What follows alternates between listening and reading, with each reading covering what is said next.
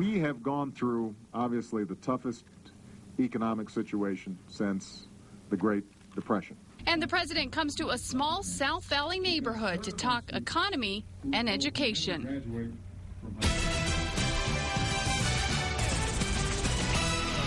Good afternoon, I'm Kim Baez. President Barack Obama spent an hour and a half in the front yard of a South Valley home talking to nearly 40 everyday New Mexicans.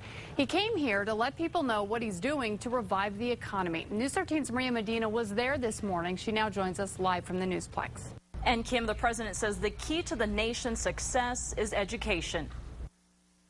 We've got to have a long-term plan for how we make sure America remains the #1 economy in the world.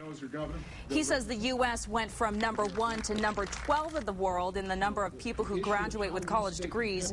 President Obama outlined 3 ways to improve public education, saying that promising a good future to the next generation will ensure a good economy.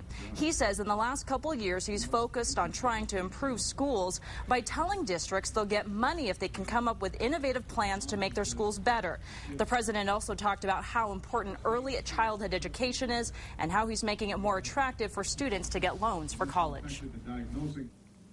And the #1 issue in terms of us succeeding as an economy is going to be how well we educate and how well we train our kids. President Obama spoke for a few minutes about education and the economy before going into a Q&A with the crowd. About 40 people were there and a half a dozen were able to ask the president questions from immigration reform to his religion. The White House says this was not a campaign stop, but Representative Martin Heinrich and Dianne Dennis, who are both in the middle of tight races, were there with him. Governor Richardson was there as well. Kim? Okay, thanks, Maria. Now, the White House chose the Cavalier family to host the president's visit. Andrew Cavalier is a Marine Corps veteran. His wife, Etta, is a counselor at Los Lunas High School. There was a lot of excitement surrounding the president's visit. I think first thing, it's amazing. I am very thankful that I was invited. All I have to say is, wow, he's a very polite, understanding president. Albert Novato was among the few who were invited to sit down and share their views with the president. He is a childhood friend of the homeowner and says he was honored to be asked. Those who didn't get an invite did show up, hoping to get a glimpse of the president. Well, they didn't get to see him. They did get to see the motorcade, which was very elaborate. It was made up of more than 24 motorcycle officers, nearly a dozen Secret Service SUVs, and dozen more vans. That does not include all the emergency vehicles that also accompanied him. The president's visit wasn't without opposition. A small crowd of protesters also gathered this morning to speak out about everything from the don't ask, don't tell policy to taxes. Well, I think that his programs are not right for the nation.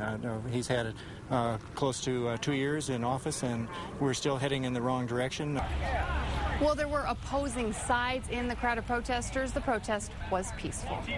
The president's Albuquerque visit was the first of 3 neighborhood meetings with voters this week. His next stop, a rally tonight in Wisconsin, where he'll look to persuade undecided voters not to vote Republican in November.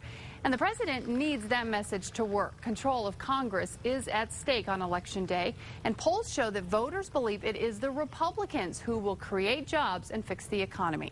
Elections at this point in the game are as much about emotion as they are about policy choices. Democrats feel better about the president, about the prospects for his agenda, then they'll show up in the polls. The White House is also trying to recapture some of the magic of the 2008 campaign, kicking off a series of college campus rallies aimed at firing up younger voters.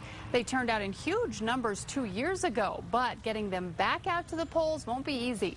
Most young voters usually don't show up for midterm elections.